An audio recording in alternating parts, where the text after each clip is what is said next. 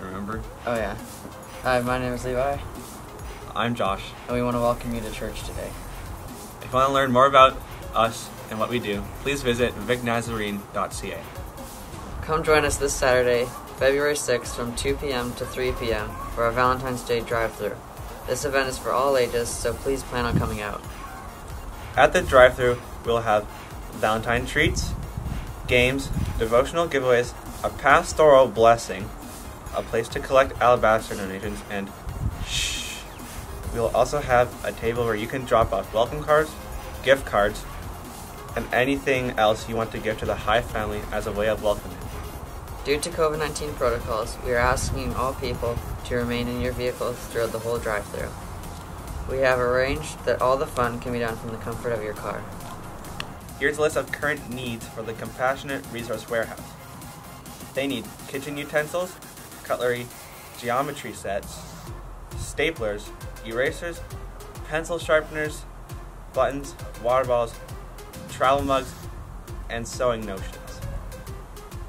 If you have any of these items, they can be dropped off at the church office. Kids, just a friendly reminder that there are Sunday school lesson videos posted weekly on our website for kids in preschool to grade 7. These videos are appropriate and have great content. We encourage you to watch them while your parents watch the sermon. That's all for announcements. We invite you to join us as we worship together. Have a good church. Good morning. We want to welcome you to church this morning from wherever you are. We want to say that we miss you and we love you. We just invite you to open your hearts, your minds, to what the Lord is going to do this morning through us, in your hearts, how we minister to others this week. I'm going to read to you from Psalm 92. It is good to praise the Lord and make music to your name, O Most High, to proclaim your love in the morning and your faithfulness at night, to the music of the 10-stringed lyre and the melody of the harp. For you make me glad by your deeds, O Lord. I sing for joy at the works of your hands. How great are your works, O Lord! How profound your thoughts!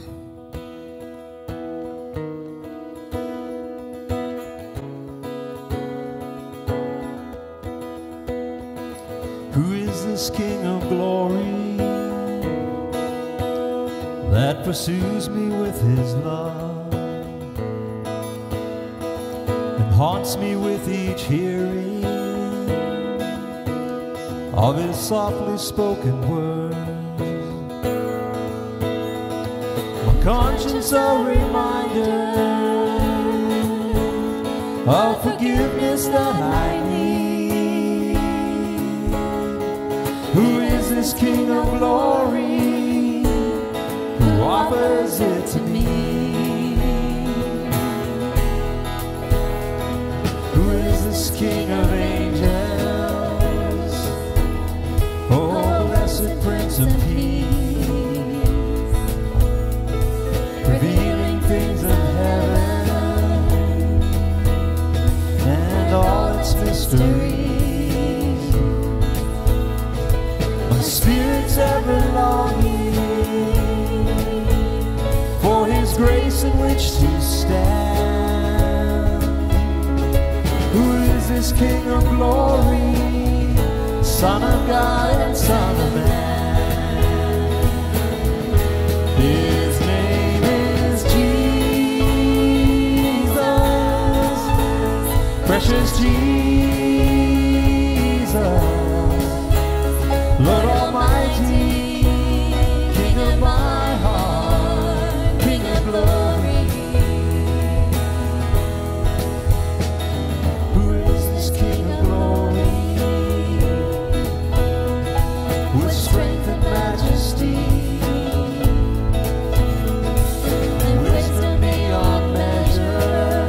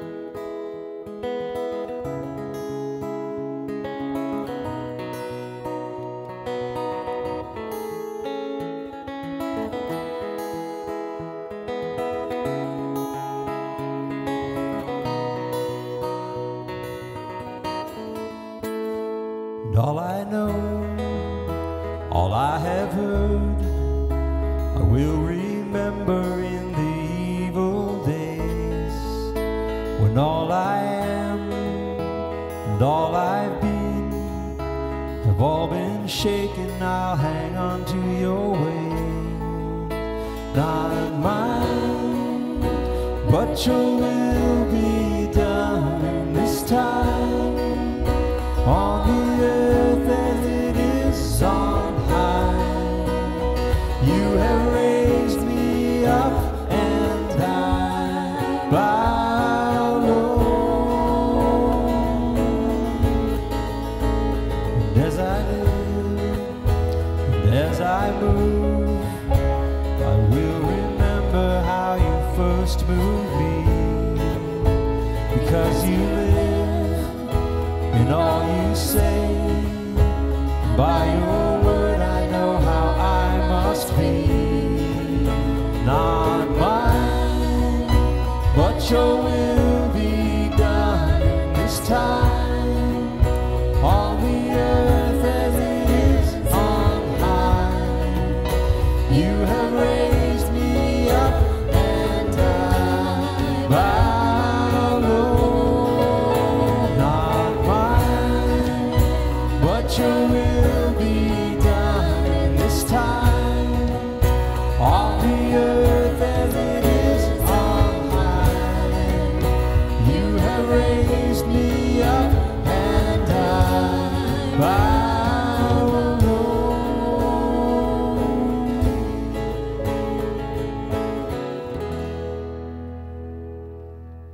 Hello, everyone. I'm so happy to be here and so happy to be just sitting and imagining you all running up to the front of the church from wherever you were sitting, and then we can all sit around the front and have some time together. So make yourselves comfortable. There's been so much percolating in my brain this week, and it's been percolating on 2 or 3 different things. And at first they seem sort of disconnected, but you know how my mind works, so we'll try and get them connected in a little bit. One of the first things I was percolating on was this book. It's called Wonder, and I was reading it with one of my students. And it's about a little guy who has some tough stuff going on in his life, and how people are not always very kind to him, but it all comes out well in the end. There's a movie about it too. And I haven't seen the movie, but I do love the book. Especially it's written from a lot of different perspectives. Remember we talked about that one day, how sometimes something can look different from the different people who are involved in it. So I like the way it's written from a lot of different perspectives.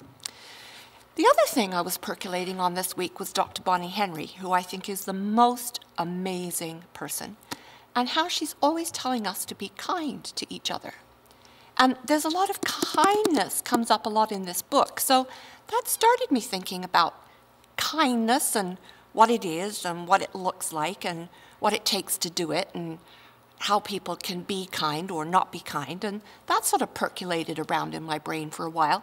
And then I was out for a walk one day, and I was walking up Glanford by Glanford Middle School, and a truck came by, and it was the stinkiest, most yucky, exhausty kind of truck, and I watched it go all the way up the hill and over the top, and I could just sort of follow this trail of yucky stuff all the way up the hill. And that started percolating, and you'll see the point in a while. And then I started thinking, something that came up in the Bible study that I'm a part of, is how amazing it is that God can use us and wants to use us and needs to use us with the power of the Holy Spirit to do kind things for Him. He tells us about love is patient and love is kind, and shows us how to do those things in the Bible and in His Word, and by the power of the Holy Spirit, we can do it. But isn't that amazing? That God can use us, however big and small we are. And then I started thinking about kindness again. So, do you have to be big and powerful to be kind? Nope. You can be kind however small you are, however young you are, and however weak or strong you are. You don't have to be rich to be kind. You can do something kind. It's cheap. It's free. It costs nothing to be kind and say nice things and do nice things and think nice things. And kind started me thinking too about, it's not how much strength you have, it's what you do with the strength you have. So how many muscles does it take to go and make a mean face at somebody? And how many muscles and how much strength does it take to smile and be kind to someone? If you're out on the playground playing anyway, how much extra strength does it take to invite a friend to play? If you are thinking nice thoughts, it takes no more energy to think something kind than it does to think something unkind. And the thing is about unkind words and unkind thoughts and unkind actions, then you're kind of like that smelly truck. And you're just leaving all that yucky, unkind exhaust wherever you go. And I thought, wouldn't it be wonderful to be like in the Bible, following Jesus when he was preaching and just living in that stream of kindness and love that he exudes wherever he goes? And wouldn't it be amazing if we could do that too? And by our thoughts and by our actions and by showing kindness to people, we could create a kind of kindness exhaust that would go all over the world. And every little action of kindness that everybody did could all be added together. And that would make the most powerful thing in the world. So, I hope you've had a great week. And I hope you go into the next week having a great week. And as you go into the next week, maybe spend some time with the Lord and say, Lord, help show me where you want me to be kind. And then we can make this big, powerful cloud of kindness. And we can leave a trail of kindness behind us wherever we go. Let's pray. Heavenly Father, thank you so much for people like Bonnie Henry who are so clever and do so much to help us. And she's always reminding us to be kind. It's not always easy to be kind. In fact, it can take a lot of courage to be kind, especially when people around us are not being kind. But help us, Lord, through your power and your strength and the power of the Holy Spirit, to do kind things, to say kind words, and to be kind people, and to leave a trail of love and kindness behind us wherever we go, and not be like the dirty truck with the horrid exhaust. Thank you, Lord, for all the people represented, for everybody listening today, for everybody in the Church of the Naz and around the world who's connected with us. Be with us today, Lord, and as we go through our week, in your name we pray. Amen.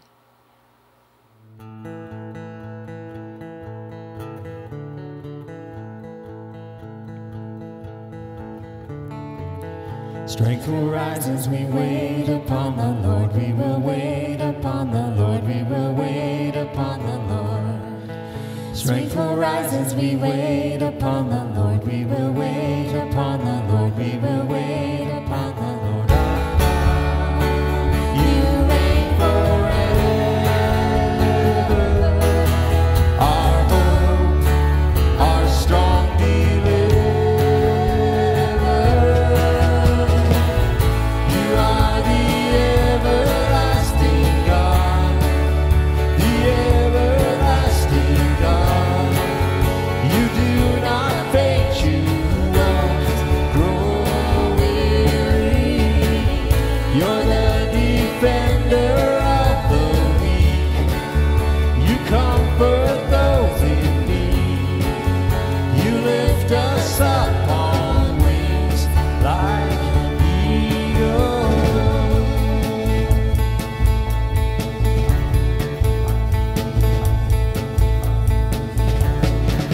Strength will rise as we wait upon the Lord. We will wait upon the Lord. We will wait upon the Lord.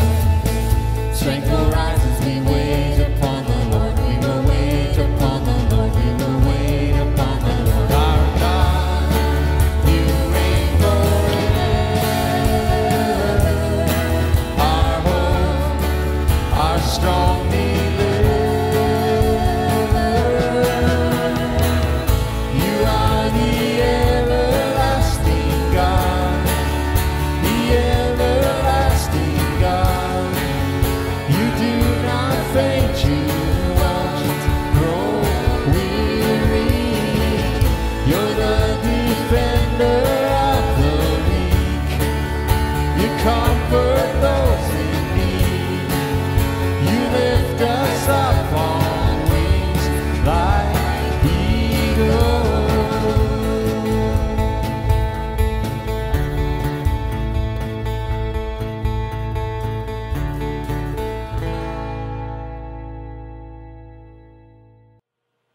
morning.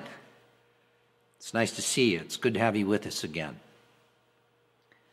Now, this morning we have a piece of artwork for our message, which is a replica of a painting called The Calm Before the Storm by Mark Rothko. He's a New York artist, died in 1970, made by two eminent local artists of our own, Calvin Black and Laurie Philipchuk.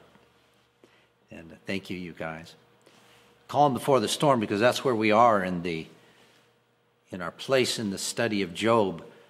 This morning we're going to talk about this long speech by God, and begins in chapters 38. And a storm is coming. But I tell you what I'm not going to do today is I'm not going to explain what God says to you. That would be something our windy friends Eliphaz and Bildad and Zophar would probably not hesitate to engage in. And I may be more like Eliphaz than Job, but I'm also no fool. I don't want to be like them. We'll let God speak for himself.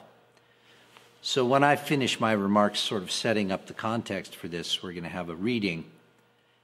Rachel Simmonds is going to be our reader, and we've got some images, and we're just going to listen to God have his say.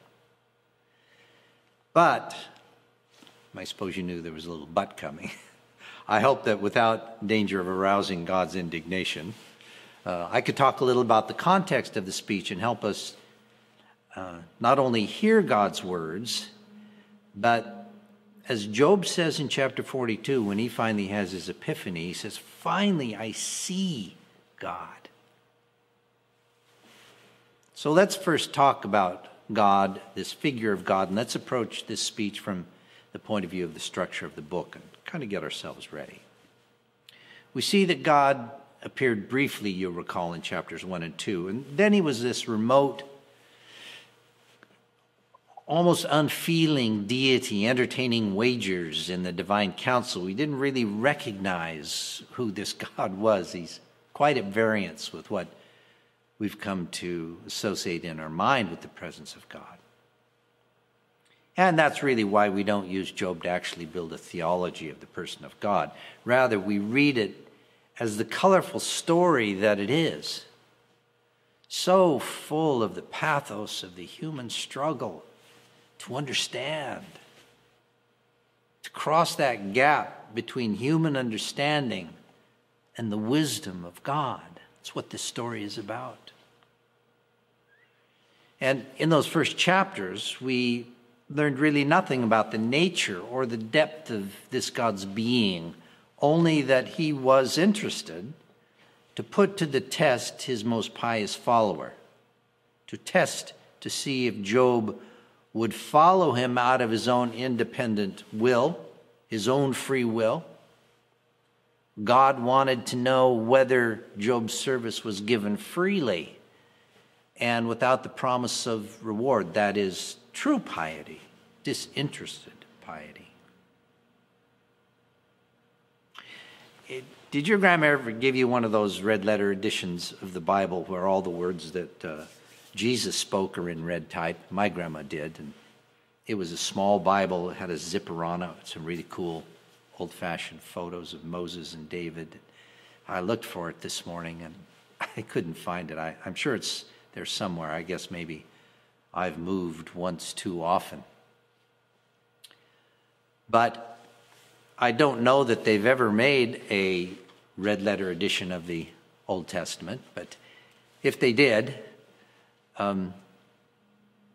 you wouldn't find much red in it, because really God utters no more than a few phrases at once in any place in the Old Testament. It's ironic now as we come to Job that the God who kept his peace while others spout their worldly wisdom, this God of silence. And this is the pain of Job, that God is so silent. And it's our pain too. We want to hear from God, but we don't. Well, now this God becomes quite talkative. So think about God to Abraham, God to Moses, God to any of the prophets, Samuel, Elijah. not much is said. I think of the bat coal in the New Testament, which I think may be the only direct discourse of God himself in the whole of the New Testament. This is my son with whom I am well pleased. No, God doesn't say much except through people. And, I'm happy to be corrected on this. Someone may think of something I haven't, but I think this is the longest direct discourse of God in the whole of the Bible. The second longest speech would be Stephen in Acts 6, but here God has his say. And now that he speaks, we can ask what we learn about the nature of this God, not just from what he says, of course, from that, but from how he elects to reveal his inner being. I think God is angry with Job on one level. I mean, he becomes sarcastic, acerbic at certain points. We'll hear some of that in a moment. Upset that Job questioned him along this path of suffering.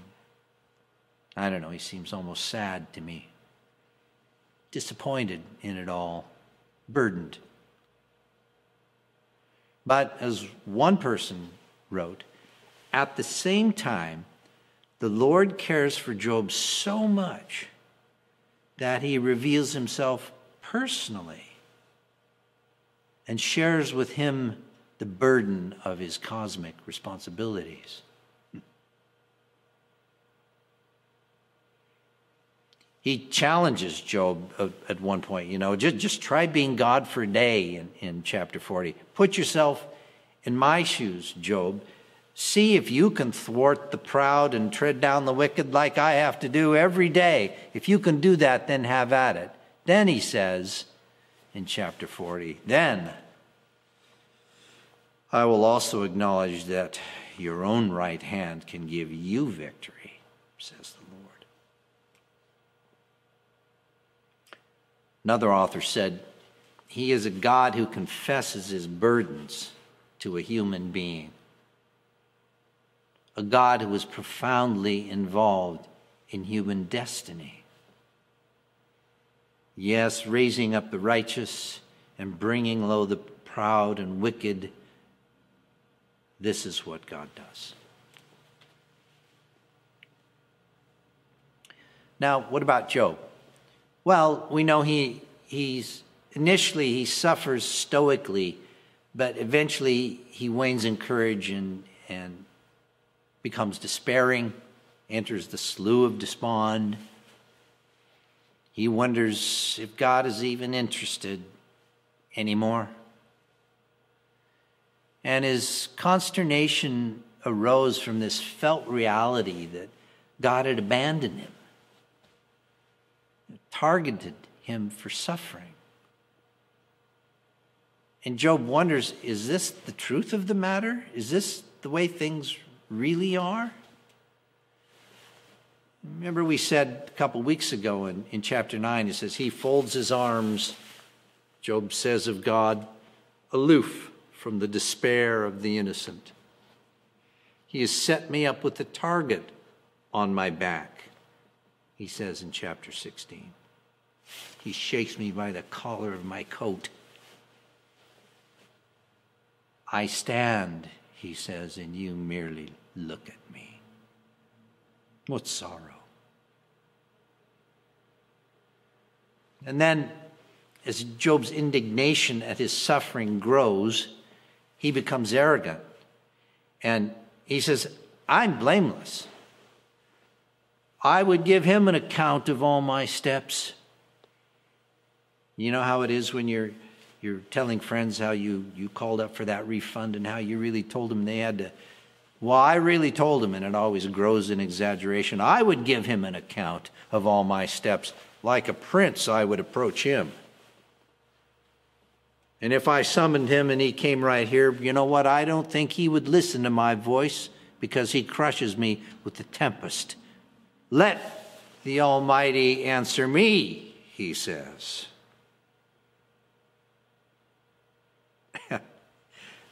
That's when we know this is all going to become very awkward, because Job, you've gone too far.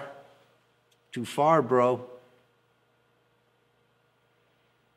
And then God holds forth. Now, through the long, tiresome speeches of men, he held his distance in the narrative. He wasn't really there. His remote presence scarcely felt at all through 37 chapters. Long held he his peace. But now, when he speaks, it is a time of reckoning. And Job, now you're going to get your real tempest. That was the calm before the storm. And God's views come pouring out in a torrent. He who has cut a channel for the torrents of the rain and a way for the thunderbolt. This is the metaphor that the book uses to help us understand how it comes pouring out of the whirlwind of God. And this seemingly distant figure of God suddenly appears out of the whirlwind with the intensity of a tornado. But God doesn't come to crush Job as Job feared he would. But he does come to put him in his place, to show Job who is God and who is the creature. For the fear of the Lord, that is wisdom. And that which had long been hidden is now laid out in his impassioned speech. One long recitation of truth in metaphor. Why metaphor? Because he can't speak to us directly about the truth. It's the only way we could possibly begin to approach his wisdom, and God uses metaphor to communicate with us. Somebody asked me the other day, well, can something that's metaphorical be true? Of course. Jesus used metaphor all the time, parables. Truth is contained within it. And this is how God chooses to communicate with us. The foundations of the earth are laid out with a line. The morning stars sing together. One of the most beautiful lines in all of literature, I think. The morning stars sing together. The sea shuts its doors. From the womb did the ice, from whose womb did the ice come forth? The recitation is quite stunningly brilliant in its every word.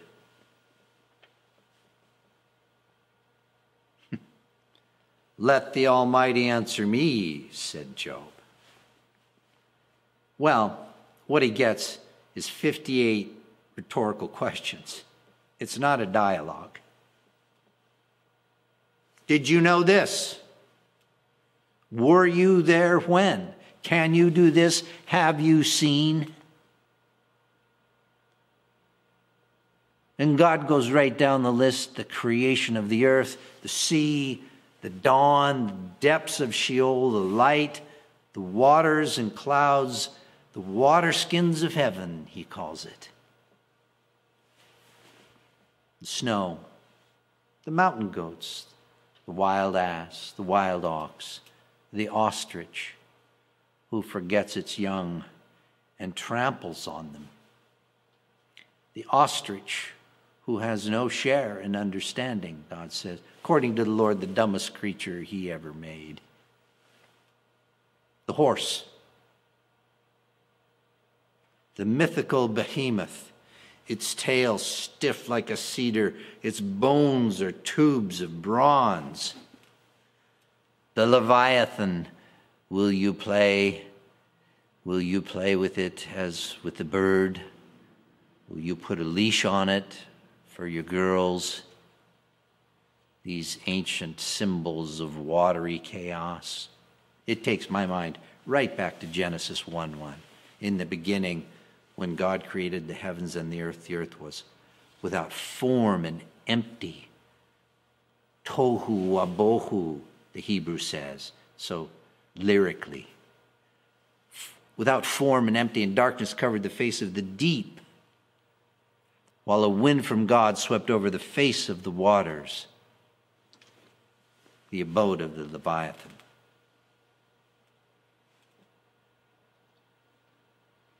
Of God, it says in Psalms, you divided the sea by your might. You broke the heads of the dragons in the water.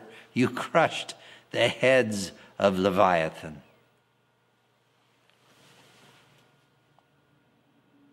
These ancient powers of chaos held only in abeyance by God himself. Can you, Job, put the powers of chaos on a leash for your girls?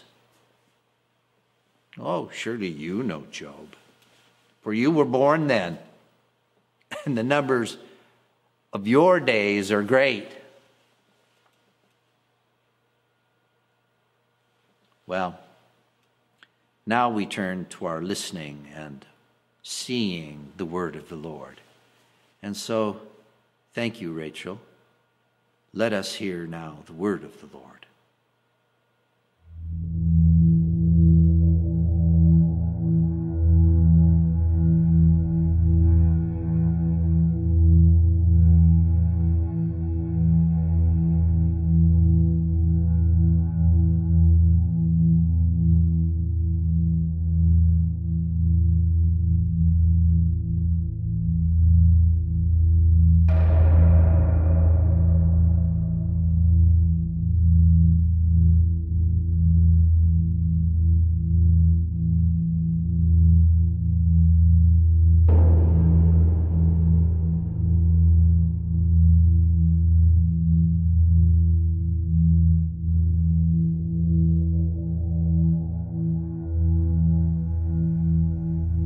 Who is this that darkens counsel by words without knowledge? Gird up your loins like a man. I will question you, and you shall declare to me. Where were you when I laid the foundation of the earth? Tell me if you have understanding. Who determined its measurements? For surely you know. Or who stretched the line upon it? On what were its bases sunk? Or who laid its cornerstone when the morning stars sang together and all the heavenly beings shouted for joy?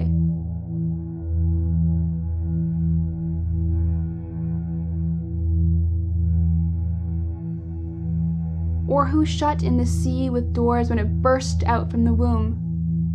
When I made the clouds its garment and thick darkness its swaddling band, and prescribed bounds for it, and set bars and doors, and said, thus far shall you come and no farther, and here shall your proud waves be stopped.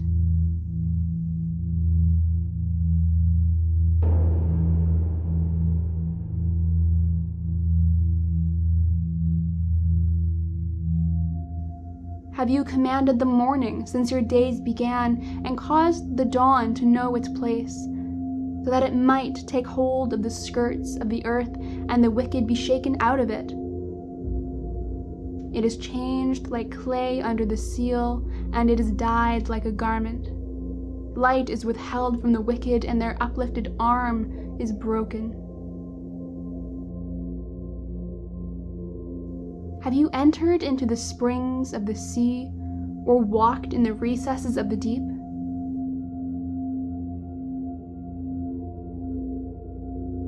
Have the gates of death been revealed to you, or have you seen the gates of deep darkness?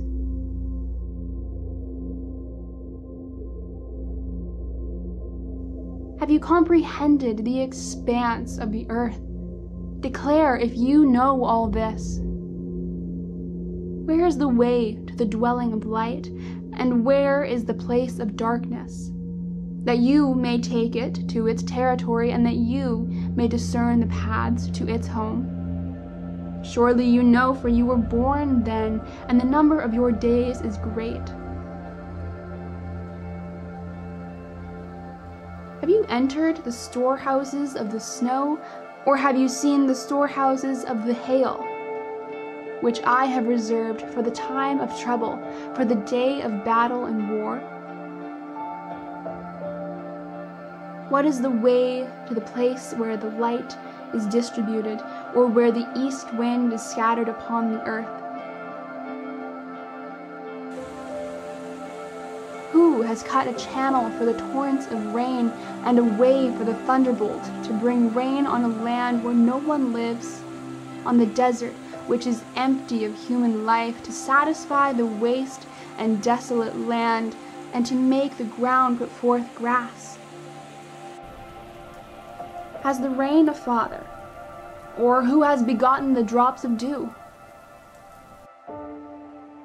From whose womb did the ice come forth, and who has given birth to the hoarfrost of heaven?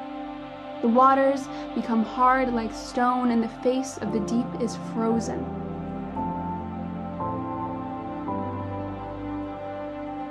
Can you bind the chains of the Pleiades, or loose the cords of Orion? Can you lead forth the Mazzaroth in their season, or can you guide the bear with its children? Do you know the ordinances of the heavens? Can you establish their rule on the earth?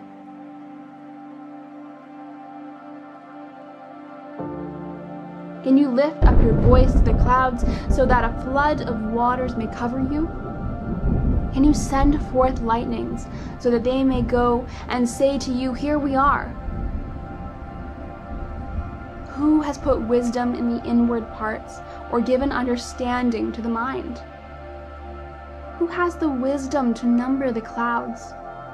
Or who can tilt the water skins of the heavens when the dust runs into a mass and the clods cling together? Can you hunt the prey for the lion, or satisfy the appetite of the young lions when they crouch in their dens or lie in wait in their covert? Who provides for the raven its prey when its young ones cry to God and wander about for lack of food?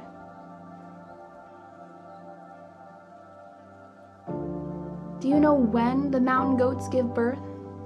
Do you observe the calving of the deer? Can you number the months that they fulfill? And do you know the time when they give birth? When they crouch to give birth to their offspring and are delivered of their young. Their young ones become strong, they grow up in the open. They go forth and do not return to them. Who has let the wild ass go free? Who has loosed the bonds of the swift ass, to which I have given the steppe for its home, the salt land for its dwelling place? It scorns the tumult of the city, it does not hear the shouts of the driver. It ranges the mountains as its pasture, and it searches after every green thing. Is the wild ox willing to serve you? Will it spend the night at your crib? Can you tie it in the furrow with ropes? Or will it harrow the valleys after you? Will you depend on it because its strength is great? And will you hand over your labor to it? Do you have faith in it that it will return and bring your grain to your threshing floor? The ostrich's wings flap wildly, though its pinions lack plumage. For it leaves its eggs to the earth and lets them be warmed on the ground, forgetting that a foot may crush them and that a wild animal may trample them. It deals cruelly with its young, as if they were not its own. Though its labor should be in vain, yet it has no fear, because God has made it forget wisdom and given it no share in understanding. When it spreads its plumes aloft, it laughs at the horse and its rider. Do you give the horse its might? Do you clothe its neck with mane? Do you make it leap like the locust? Its majestic snorting is terrible. It paws violently, exults mightily. It goes out to meet the weapons. It laughs at fear and is not dismayed. It does not turn back from the sword. Upon it rattle the quiver, the flashing spear, and the javelin. With fierceness and rage it swallows the ground. It cannot stand still at the sound of the trumpet. When the trumpet sounds, it says, "Aha!" And from a distance it smells the battle, the thunder of the captains and the shouting.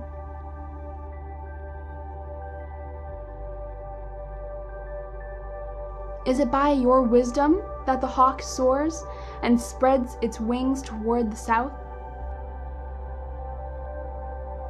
Is it at your command that the eagle mounts up and makes its nest on high? It lives on the rock and makes its home in the fastness of the rocky crag. From there it spies the prey, its eyes see it from far away. Its young ones suck up blood, and where the slain are, there it is.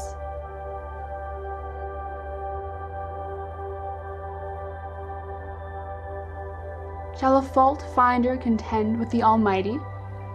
Anyone who argues with God must respond.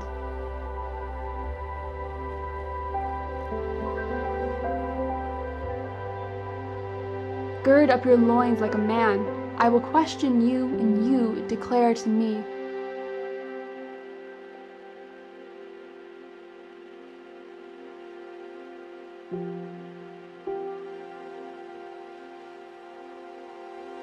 Will you even put me in the wrong?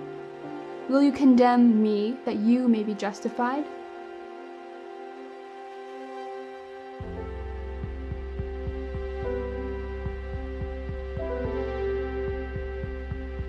Have you an arm like God, and can you thunder with a voice like His?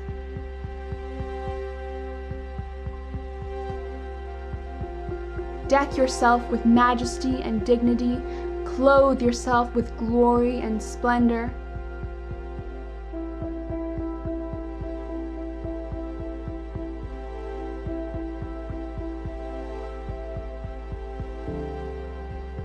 Pour out the overflowings of your anger and look on all who are proud and abase them.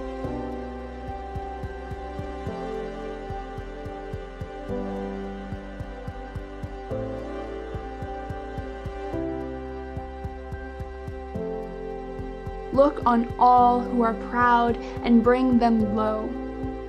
Tread down the wicked where they stand.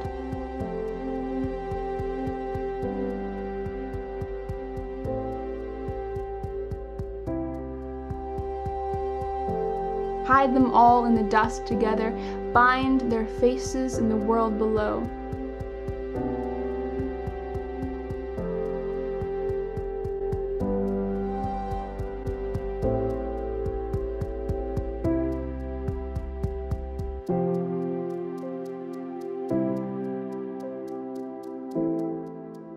Then I will also acknowledge to you that your own right hand can give you victory.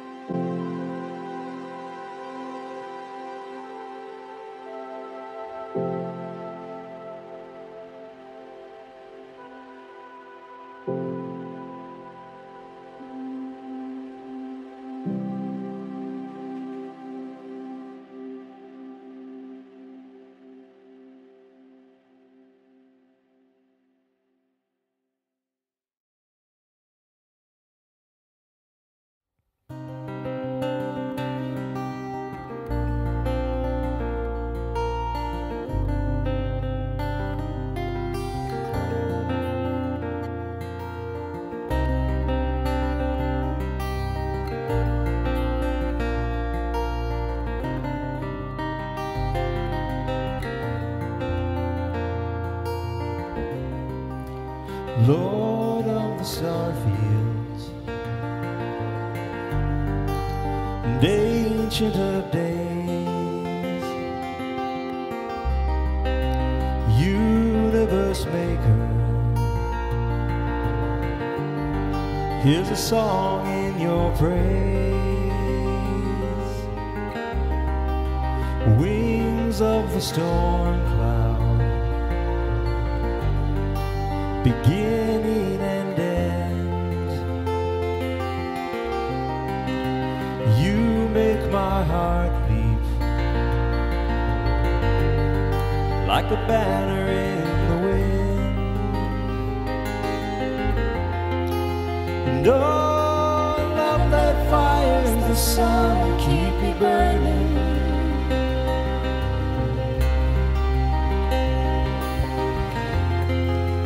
Oh, love that fires the sun, keep me burning.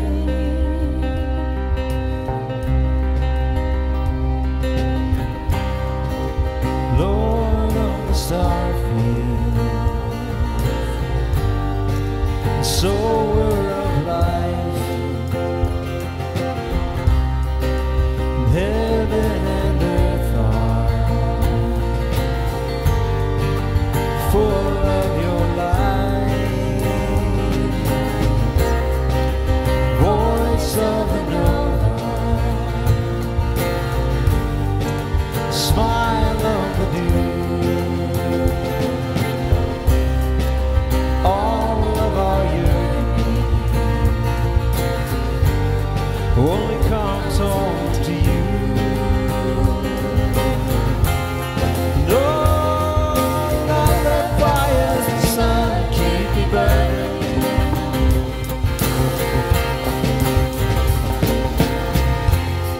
Oh, love that fires the sun, keep me burning.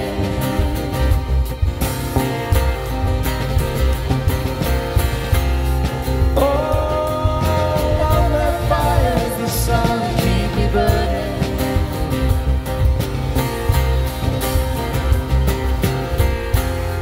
No, love that fires the sun, keep me burning.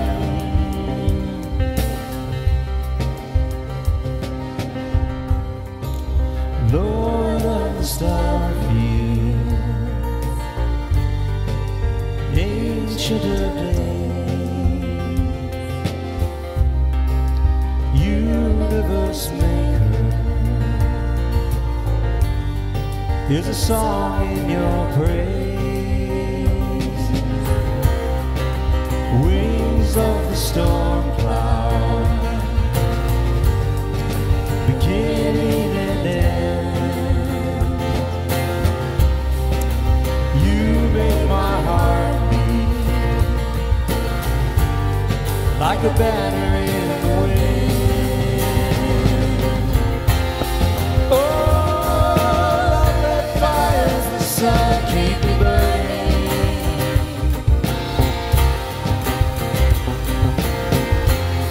Oh, love that fires the sun, keep me burning.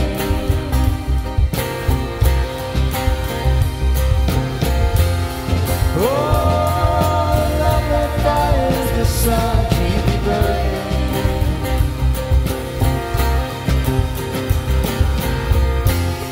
No, love that fires the sun, keep me burning.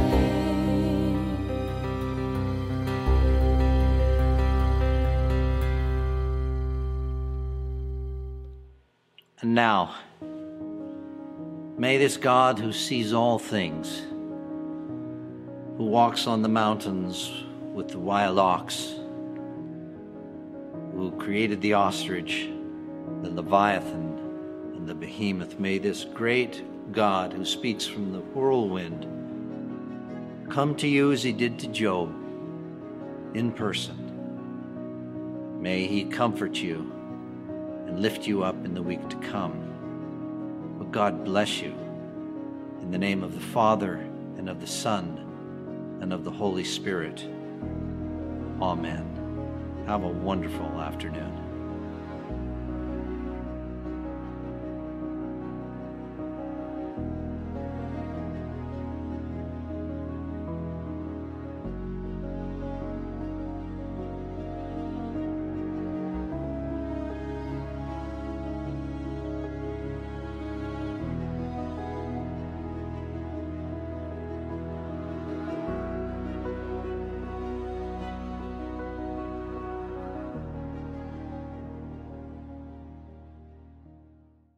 Here's a list of current needs.